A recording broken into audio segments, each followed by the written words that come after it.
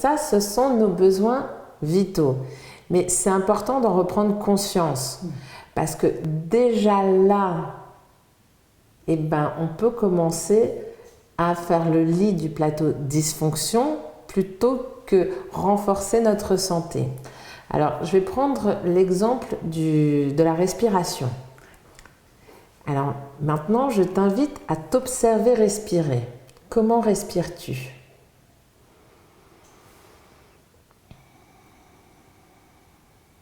Lorsque je respire en conscience, j'inspire tranquillement, je fais monter l'air jusque dans ma tête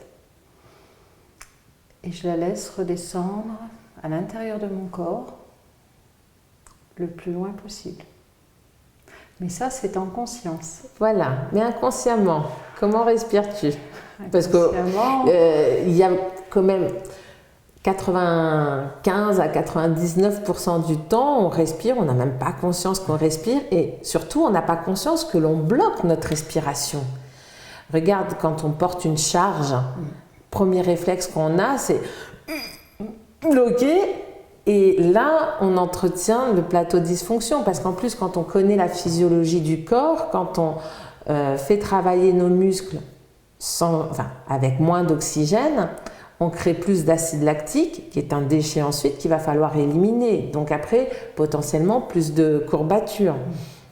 Donc, c'est vraiment important de reprendre conscience que la respiration est notre premier pilier, mais la respiration naturelle est une respiration abdominale.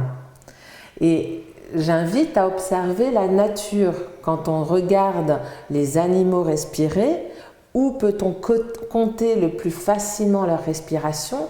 Dans le creux du flanc, au niveau du ventre. On voit le ventre se gonfler et se dégonfler. Quand on a des enfants, quand on les observe, on voit qu'ils respirent naturellement par le ventre. Mais ensuite, quand on passe, et notamment à l'adolescence, où le paraître prend le dessus sur l'être, depuis au moins la Renaissance, on a commencé à bloquer notre ventre et respirer surtout par là. Donc, à faire une respiration thoracique. Et donc là, la majorité des personnes, quand on n'a pas conscience que la respiration, c'est notre premier pilier, on respire plus au niveau thoracique. Donc simplement, moi, ce que j'invite à faire, c'est reprendre conscience de ce premier pilier, faire des exercices de respiration tout simplement en posant une main sur le bas du ventre. Coucher, c'est plus facile. L'autre main au niveau de la poitrine. Et de respirer en comptant les respirations jusqu'à un minimum de 10 respirations. Alors, faire ce petit exercice matin et soir, ça prend même pas une minute parce qu'on a environ 12 à 15 cycles de respiration par minute. Donc, compter 10 respirations, grosso modo, ça va prendre 1 minute 30, puisque là, on amplifie notre respiration. Mais ça va nous permettre de reprendre ce rythme, de respirer par le ventre. Et il y a des moments dans la journée où, quand on est concentré sur quelque chose, on peut avoir à nouveau cette respiration minimale. Et donc là, moi, ce que j'invite, c'est à ouvrir la bouche, parce que notre bouche sert de première barrière. Parce qu'on a un carcan éducationnel, notamment, mets ta main devant la bouche quand tu bâilles. Et donc, quand on associe ça, bâillement, pas bien, vu qu'on nous demande de le cacher. Et donc, quand on ressent un bâillement, on va potentiellement le réfréner. Et donc là, on va bloquer. Pourquoi ? Parce qu'on a peur, par le bâillement, que l'autre, si on est en présence d'une personne, ait l'impression qu'on s'ennuie en sa présence.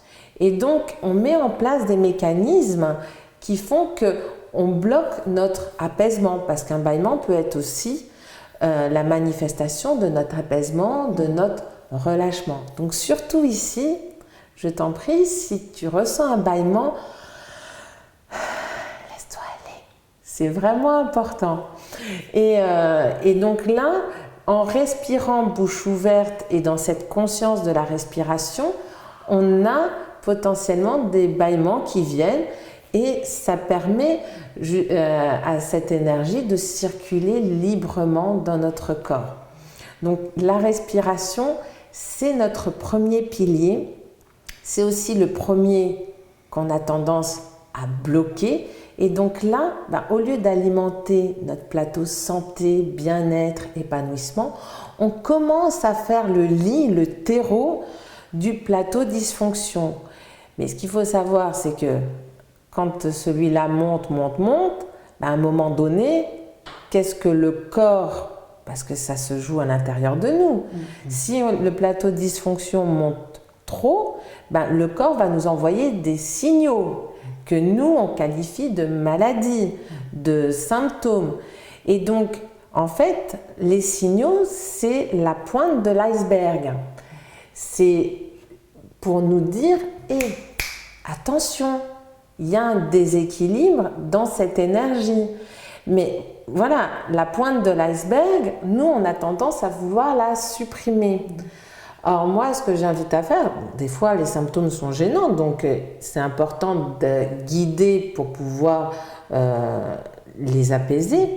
Mais ce que j'essaye vraiment de faire aujourd'hui et dans toutes mes consultations, c'est de donner les outils pour faire ça, pour qu'il n'y ait plus d'iceberg, que ça s'effondre.